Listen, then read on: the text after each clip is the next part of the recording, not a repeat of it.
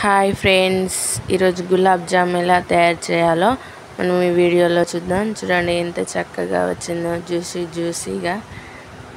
గులాబ్ జామ్ తయారు చేయడానికి ఎంటీఆర్ పిండి తీసుకున్నాను. నేనైతే ఒక కప్పు తీసుకున్నాను.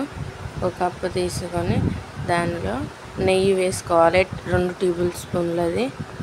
నేను 4 టేబుల్ స్పూన్లు వేసుకున్నాను, ఎందుకంటే స్పూన్ చిన్నగా ఉంది కాబట్టి.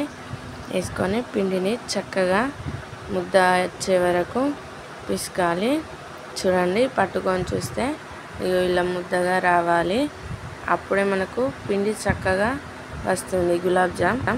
ఒక చిన్న గ్లాసుడు పాలు తీసుకొని పిండిలో పోసుకుంటూ కొన్ని పోసుకుంటూ చక్కగా పిసుకోవాలి. ముద్ద అయ్యేంత వరకు పిసుకుంటూ ఉండాలి.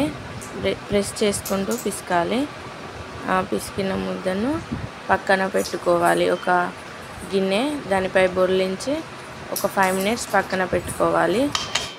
తర్వాత ఒక కడాయిలోకి 1 కప్పు చక్కెర పోసుకొని 1 కప్పు వాటర్ పోసుకోండి. మీకు కావాలంటే ఇంకెక్కువ పోసుకోవచ్చు. దాంట్లో ఇలాచీ పౌడర్ వేయండి. దాన్ని కలపండి. ఒక 5 మినిట్స్ 10 మినిట్స్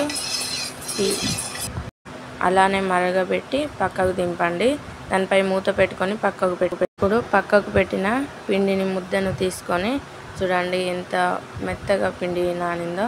ఇప్పుడు చిన్న ఉండలుగా చేసుకోవాలి. బాగా ప్రెస్ చేసుకుంటూ ముద్దలు పిసకాలి, లేదంటే పలిగిపోతాయి. చిన్నగా ప్రెస్ చేయండి, పలిగిపోతాయి. నేను ఫస్ట్ టైం చేస్తున్నా కాబట్టి ఎలా వేస్తాయో చూద్దాం. ఇప్పుడు నూనె బాగా హీట్ అయ్యాక ఒక్కొక్కటిగా వేసుకోవాలి. నూనె హీట్ అవ్వకుండా అయితే కొంచెం కాలవు. నూనె హీట్ అయ్యాక వేయండి. అప్పుడు మంచిగా చక్కగా కింది నుంచి మీడియం లేదా లో ఫ్లేమ్లో వీటిని కాల్చుకోవాలి. బ్రౌన్ కలర్ వచ్చేంత వరకు వాటిని కాల్చుకుంటూనే ఉండాలి. ఇవి కొంచెం పలిగినట్టు వచ్చాయి, కానీ ఏం కాదు, ఎంతో జ్యూసీగా ఉంటాయి. ఈ పాకంలో వేసుకోవాలి, ముందుగా చేసుకున్న పాకంలో. చూడండి ఫ్రెండ్స్, ఎంతో జ్యూసీగా ఉన్నాయి. మీరు కూడా ఒక్కసారి ట్రై చేయండి. Please like, share, comment, subscribe మర్చిపోకండి.